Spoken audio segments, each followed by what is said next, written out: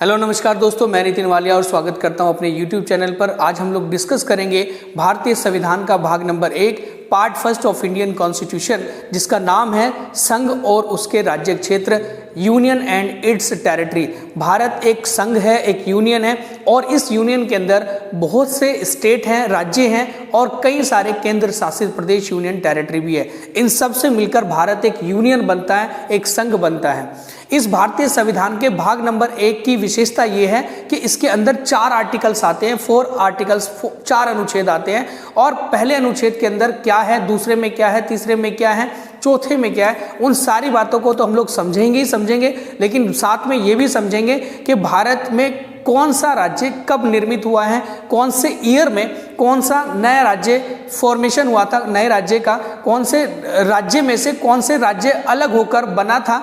वो सारी बातों को भी हम लोग आज पूरी इस क्लास के अंदर डिस्कस करेंगे और साथ ही साथ ये भी समझेंगे कि राज्य पुनर्गठन अधिनियम आयोग क्या था, फजल अली आयोग क्या था, इसके अलावा एस.के. धर जो आयोग बना था वो क्या बना था या उसके अंदर क्या चीज़ हुआ था, भारत में भाषा के आधार पर गठित होने वाला पहला राज्य कौन सा था।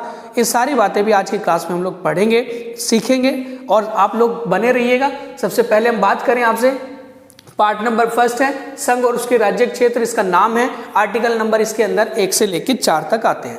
अब आर्टिकल फर्स्ट जो है वो क्या कहता है, हमें आर्टिकल जो फर्स्ट है वो क्या कहता है कि भारत अर्थात इंडिया राज्यों का एक संघ होगा, एक संघ होगा। कहने का मतलब ये है कि भारत जो है, भारत अर्थात या that is India shall be A union of state. Bharat अर्थात इंडिया, देखो भारत के नाम बहुत सारे हैं, भारत, इंडिया, आर्यव्रत, जम्बूद्वीप, प्रायद्वीप भारत, हिंदुस्तान इत्यादि कई सारे नाम भारत के हैं। लेकिन भारतीय संविधान के अंदर भारत को कितने नामों से पुकारा गया है, तो वो है सिर्फ 2 नाम, एक भारत और एक इंडिया। यहां तक हमने ध्यान रखना है। उसके बाद आर्टिकल नंबर हमें सेकंड क्या कहता है, आर्टिकल सेकंड क्या कहता है, वो भी काफी जरूरी आर्टिकल है कि भारत के अंदर, मैंने कहा कि ये भारत है, इस भारत के बाहर ये श्रीलंका है यहाँ पर, या मैंने कहा कि नेपाल है या भूटान है या इत्यादि कोई भी अन्य, मालदीव हो सकता है, कुछ भी। तो ये बाहर के राज्य क्षेत्र हैं, बाहर के देश हैं।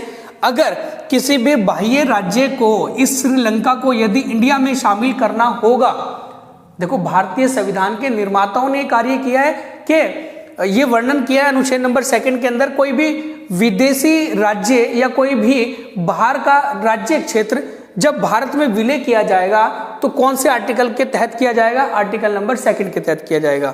तो कहने का मतलब मेरा यह है कि जैसे श्रीलंका को इंडिया में शामिल करना हो तो आर्टिकल नंबर 2 के तहत किया जाएगा। अगर नेपाल भारत में शामिल होना चाहता है तो इसे भारत में शामिल किया जाएगा आर्टिकल नंबर 2 के तहत। भूटान को यदि भारत में शामिल करना होगा कभी, या चाहता हो ऐसा कभी भविष्य में, तो इसको भी हम लोग क्या करेंगे, आर्टिकल नंबर 2 के तहत भारत में विलय करेंगे। या कोई भी बाह्य राज्य क्षेत्र जो भारत में विलय किया जाएगा या मर्ज किया जाएगा या भारत का एक अखंड, एक अभिन्न अंग बनाया जाएगा, तो वो आर्टिकल नंबर 2 के तहत बनाया जाएगा। तो 2 को हम लोग कैसे परिभाषित कर सकते हैं, कैसे उसको डिफाइन कर सकते हैं, तो वो ये है कि भारत में नए राज्यों का प्रवेश, नए राज्यों का प्रवेश एवं स्थापना। कहने का मतलब मेरा यह है कि भारत में जो नए राज्य हैं उनका प्रवेश, उनको एंट्री कराना। पर नए राज्य कौन हो सकते हैं, मैंने कहा भी एग्जांपल दिया, जैसे कोई बाहर का राज्य था वो नया राज्य होगा इंडिया के लिए, क्योंकि जो इंडिया में ऑलरेडी पहले से है वो तो है ही, वो तो नए राज्य नहीं है ना। तो जो भी भारत में नए राज्य का प्रवेश कराया जाएगा वो कौन से आर्टिकल के तहत कराया जाएगा, आर्टिकल नंबर 2।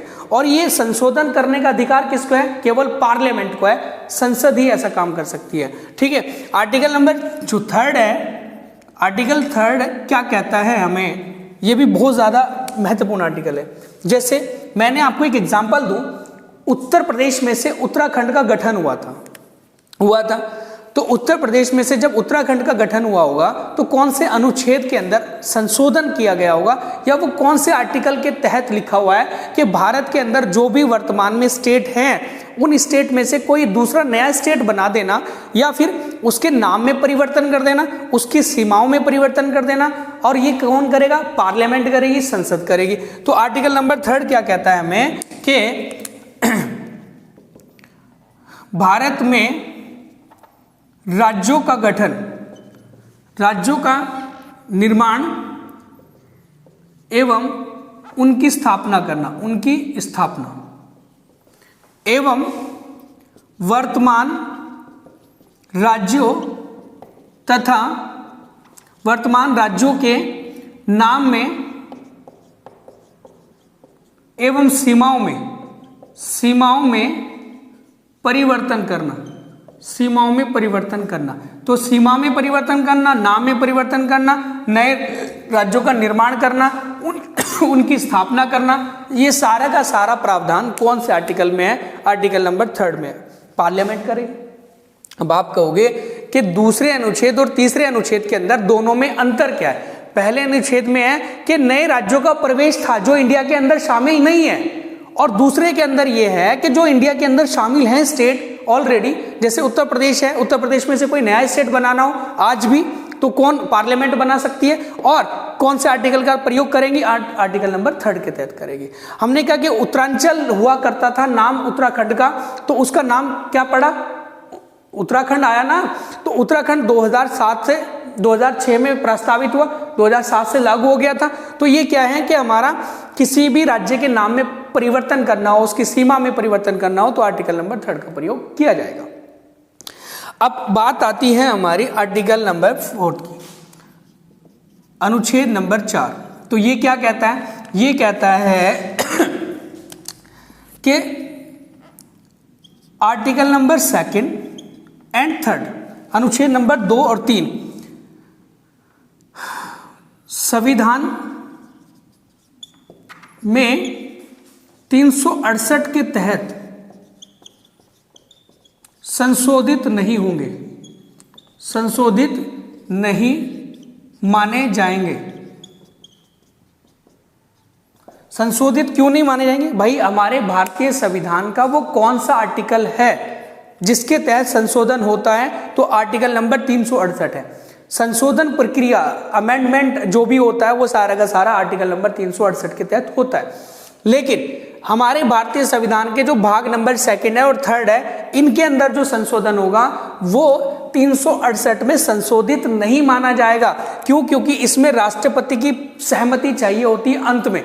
लेकिन इन दोनों आर्टिकल्स के अंदर राष्ट्रपति से पहले ही सलाह मसला की जाती है, उनकी सलाह ले ली जाती है, तब जाके संसद में बिल पेश किया जाता है, और बिल पास होने पर लोकसभा और राज्यसभा ने अगर बिल पास कर दिया तो इसका मतलब ये हमारा कोई भी नया राज्य बना सकते हैं, कोई भी नए राज्य का गठन कर सकते हैं। इससे मतलब राष्ट्रपति की सहमति अनिवार्य नहीं है। लेकिन आर्टिकल नंबर 368 के तहत जो भी चीजें संशोधित होती है तो उसमें राष्ट्रपति की अनुमति होनी जरूरी होती है। अंतिम जो एक हमारा मोहर होती है, अंतिम डिसीजन जो होता है वो राष्ट्रपति लेता है, जो भी 368 के तहत संशोधित होती है चीजें। यहां तक समझ रहे आप? इसलिए अनुच्छेद नंबर 4 है कि अनुच्छेद नंबर 2 और 3 संविधान में 368 के तहत संशोधित नहीं माने जाएंगे। यहां तक ये तो थे 4 आर्टिकल्स, ठीक है, महत्वपूर्ण आर्टिकल है, सारे के सारे हमने ध्यान रखने। अब इसके अलावा अब बात आती है हमारे भारत में कि जिस समय भारत का विभाजन हुआ, भारत स्वतंत्र हुआ, तो उस समय भारत के अंदर 11 प्रांत हुआ करते थे, 11 प्रोविंस हुआ करते थे। तो यहां पर एसके धर आयोग बना। क्वेश्चन आ जाता है एसके धर आयोग क्या था? तो ये 1948 में बना। एसके धर ये था कि भाषा के आधार पर राज्यों का गठन करने के लिए पहला आयोग, भाषा के आधार पर राज्यों का गठन करने के लिए जो पहला आयोग था इंडिया के अंदर, वो कौन सा था? तो पहला आयोग था एसके धर आयोग। यहां तक समझ रहे? कि भारत में अब जो नए राज्य बनेंगे तो हम लोग भाषा के आधार पर गठित करेंगे, ये वाली बात एसके आयोग ने बोली थी। इसके अलावा एक आयोग और बना, उस आयोग का नाम था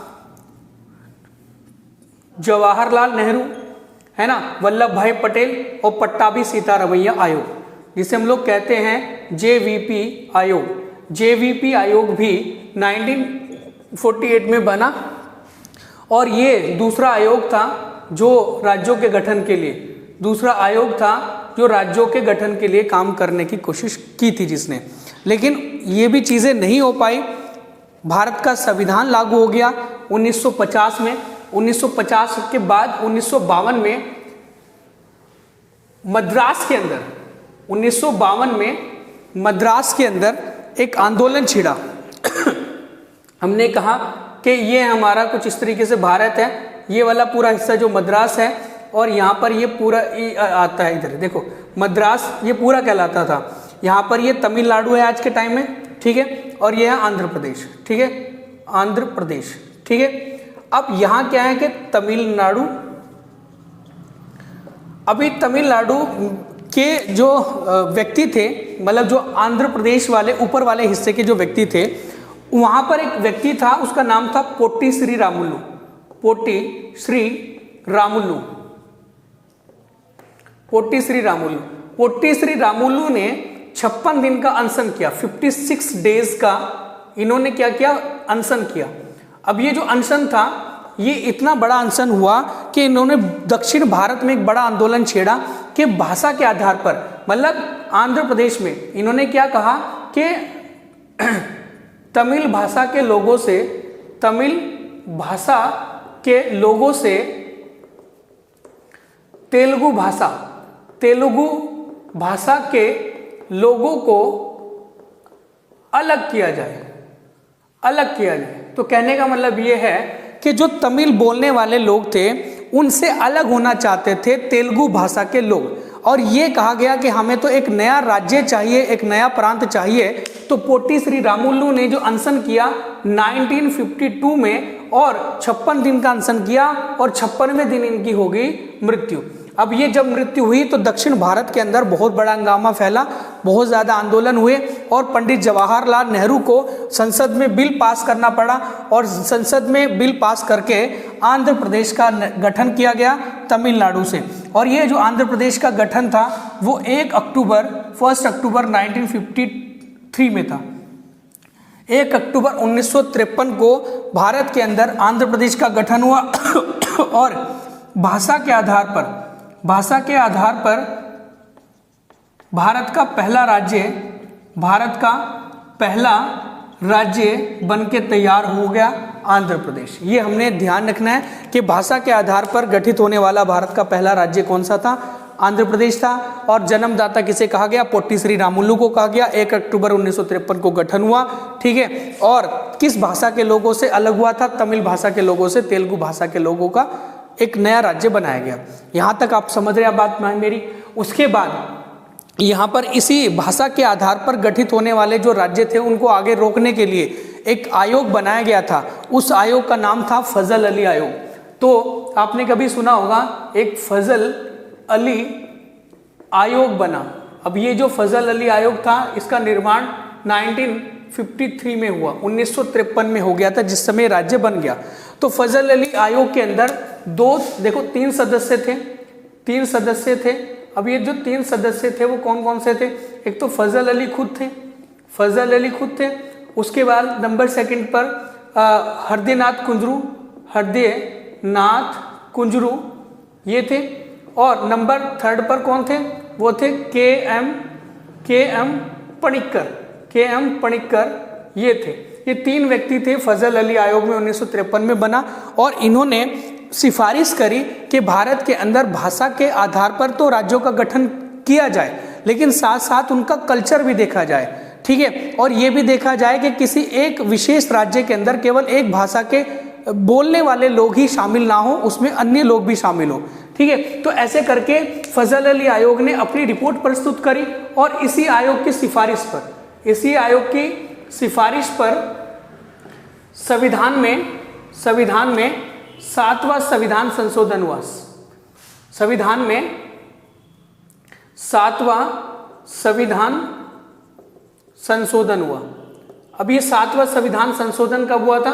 1952 में हुआ, 1952 में, 1956 में, सॉरी 1956 में संशोधन हुआ। और इसी फजल अली आयोग की सिफारिश के तहत संविधान के अंदर क्या बनाया गया? एक राज्य पुनर्गठन अधिनियम आया। इसी के तहत क्या हुआ? राज्य पुनर्गठन अधिनियम आया। राज्य पुनर्गठन अधिनियम आया और ये कब आया? 1956 में, 1952 में। अब ये अधिनियम के तहत भारत में सारे राज्यों को देखा गया, उन सभी राज्यों में से किसको केंद्र शासित प्रदेश बनाना है, किसको एक नया राज्य बनाना है। इस राज्य पुनर्गठन अधिनियम ने ये काम किया था। इसको कहा जाता है state recognised act 1956। State recognised act के तहत भारत में 14 नए राज्य बने, 14 नए राज्य और 6 केंद्र शासित प्रदेश, 6 केंद्र शासित प्रदेश बने। यूनियन टेरिटरी कितने थे? 6 थे। और कितने स्टेट बनाए गए? 14। और ये सारे के सारे जो गठित हुए थे वो कब हुए थे? 1 नवंबर 1956 को। क्वेश्चन पूछा जाता है एग्जाम में कि उत्तर प्रदेश का गठन कब हुआ था? तो 24 जनवरी 1950 को हो गया था। लेकिन उत्तर प्रदेश इसमें शामिल था जिस समय राज्य पुनर्गठन अधिनियम के तहत दोबारा से नए राज्य बनाए। तो उत्तर प्रदेश का पुनर्गठन कब हुआ था, रिकॉग्नाइज कब हुआ है उत्तर प्रदेश? तो 1 नवंबर 1956 को हुआ था, क्योंकि इसमें 14 राज्य थे जिसमें मध्य प्रदेश, राजस्थान, उत्तर प्रदेश, है ना, ये कर्नाटक, बॉम्बे इत्यादि ये सारे के सारे इसके अंदर थे। यहाँ तक तो आप लोग समझ रहे हैं इतनी बात। अब आगे चल के हम लोग देखेंगे कि भारत में कब कब नए नए राज्य बने हैं, उन नए राज्यों की बात हम लोग अब कर लेते हैं इस अधिनियम आयोग के बाद। ठीक है,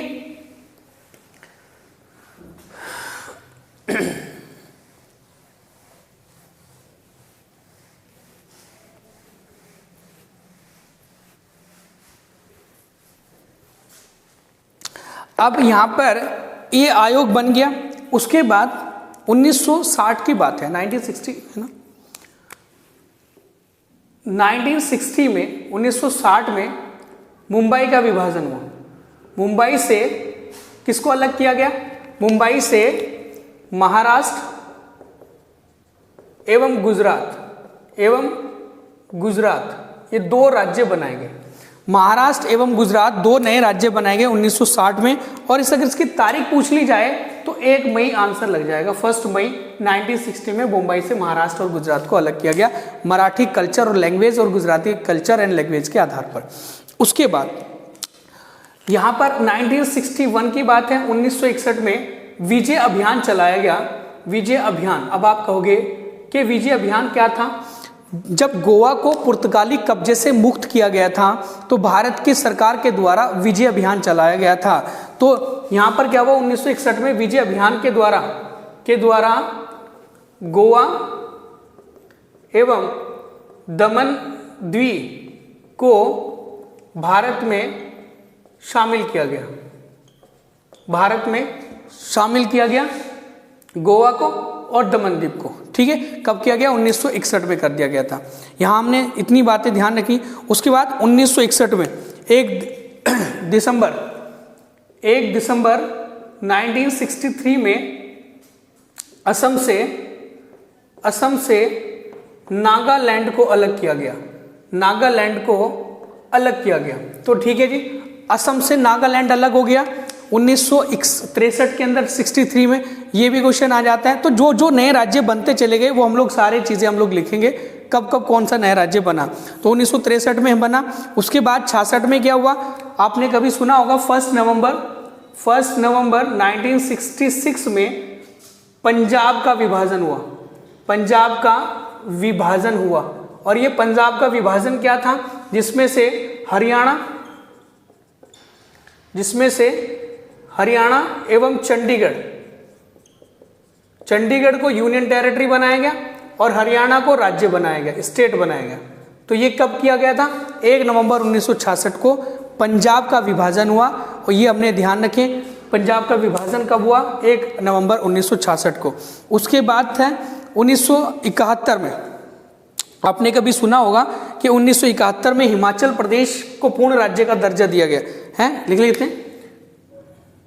1971 में हिमाचल प्रदेश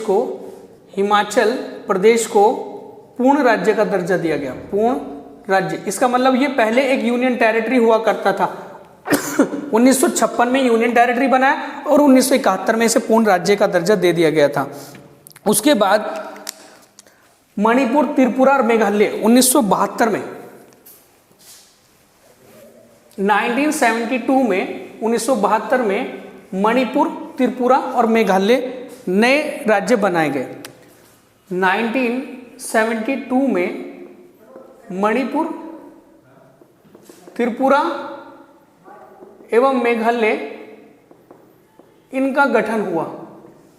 इन तीनों राज्यों का गठन कब हुआ? 1972 में हुआ था।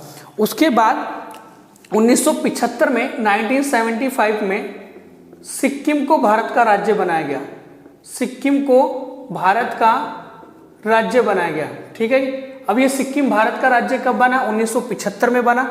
1972 में मणिपुर, त्रिपुरा, मेघालय, 1971 में हिमाचल प्रदेश, 1966 में हरियाणा और चंडीगढ़, 1963 में नागालैंड असम से, 1961 में विजय अभियान के द्वारा गोवा को भारत में शामिल किया गया, 1960 में बम्बई का विभाजन होकर गुजरात और महाराष्ट्र बनाया गया।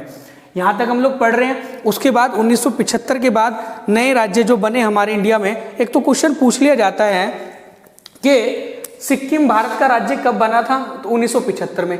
कब और कौन से संविधान संशोधन? 36वें संविधान संशोधन के द्वारा इसको भारत में पूर्ण शामिल कर दिया गया था।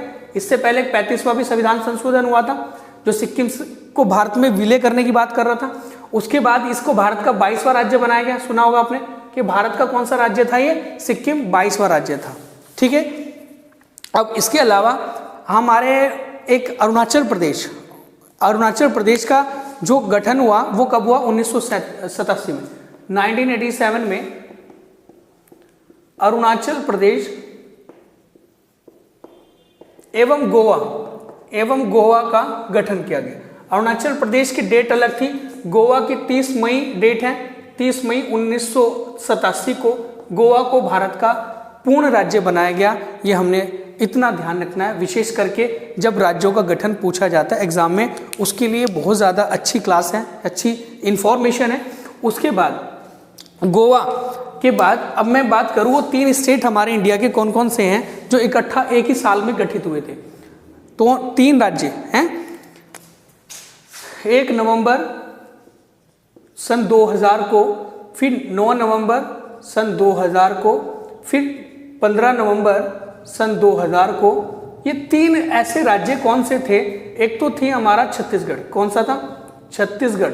और छत्तीसगढ़ किससे अलग हुआ था? मध्य प्रदेश से, ठीक है, मध्य प्रदेश से। इसके अलावा 9 नवंबर को कौन सा था? उत्तराखंड। उत्तराखंड का गठन हुआ 9 नवंबर सन 2000 को। और उत्तराखंड किससे अलग हुआ? उत्तर प्रदेश से। यहाँ पर 15 नवंबर को क्या था? झारखंड का गठन हुआ। और झारखंड किससे अलग हुआ था? बिहार से अलग हो गया था झारखंड। ओके, यहाँ तक तो समझ रहे हैं आप। ये 3 स्टेट बने हमारे इंडिया में इकट्ठा सन 2000 में। उसके बाद 2 जून 2014 को, 2014 को तेलंगाना का निर्माण हुआ। तेलंगाना का निर्माण हुआ। और ये तेलंगाना का निर्माण किससे हुआ था? आंध्र प्रदेश से हुआ था। आंध्र प्रदेश से तेलंगाना का निर्माण हुआ था 2 जून 2014 को। ये हमारे नए राज्य थे जो गठित हो रहे थे। उसके बाद हमने देखा कि भारत के अंदर जम्मू कश्मीर भी अभी नया स्टेट बना है, यूनियन टेरिटरी बना है मतलब, और लद्दाख बना है। तो फिर उसके बाद 31 अक्टूबर 2019 को 2019 को जम्मू कश्मीर एवं लद्दाख यूनियन टेरिटरी बनाए गए। ठीक है जी। तो हमारे भारत में 29 राज्य हुआ करते थे तेलंगाना को मिला के, लेकिन उस 29वें स्टेट को में से जम्मू कश्मीर को हटा दिया गया और जम्मू कश्मीर को यूनियन टेरिटरी में चेंज कर दिया गया। तो जम्मू कश्मीर 31 अक्टूबर सन 2019 को बनके तैयार हो गए थे, यूनियन टेरिटरी बने। उसके बाद 26 जनवरी 2020 को 2020 को क्या हुआ? 26 जनवरी 2020 को दमन द्वीप एवं दादरा नगर हवेली को एक कर दिया गया। दादर नगर हवेली और दमन द्वीप को एक यूनियन टेरिटरी बना दिया गया। तो ये सारे के सारे जो नए राज्य बन रहे हैं, नए राज्यों का गठन हुआ है। अंतिम जो संविधान में संशोधन था कोई नए राज्य को गठन करने का, उसे विलय करने का, वो था हमारा 26 जनवरी 2020 को, जो दमनदीप और दादर नगर हवेली को एक कर दिया गया था, विलय कर दिया गया। ठीक है, तो ये जितने भी नए स्टेट हमारे इंडियन कॉन्स्टिट्यूशन के अनुसार बन रहे हैं और आगे भी निर्माण होगा नए राज्यों का, वो सारे के सारे भाग नंबर 1 के तहत होता है, उसके अंदर उपस्थित आर्टिकल्स के तहत होता है। ये हमने आपको बता दिया। इसके अलावा जिस समय अनुच्छेद भाग नंबर 1 के अंदर हम लोग संविधान में संशोधन करेंगे, कोई नया राज्य बनाएंगे, तो नया राज्य बनाते समय एक तो अनुसूची नंबर हमारी अनुसूची नंबर 1 जिसमें भारत के राज्य शामिल हैं, और अनुसूची नंबर 4 राज्यसभा में सीटों का आवंटन। जैसे जैसे नए राज्य बनेंगे तो वहां से कितने सांसद राज्यसभा में जाएंगे, तो वहां पर भी संशोधन होगा, और अनुसूची नंबर 1 के तहत भी संशोधन होगा, क्योंकि भारत के अंदर जितने भी राज्य होंगे, जो भी नया राज्य बनेगा या कम होगा, वो सारा का सारा अनुसूची नंबर 1 के अंदर वर्णित कर दिया जाता है, रखा जाता है। तो ये थी आज की एक काफ़ी ज़रूरी क्लास जो पार्ट नंबर 1 से संबंधित थी। हमारे एग्ज़ाम की बहुत ही एक ज़रूरी क्लास थी, जिससे हमारे एग्ज़ाम में बहुत सारे प्रश्न पूछे जाते हैं। और thank you so much and watch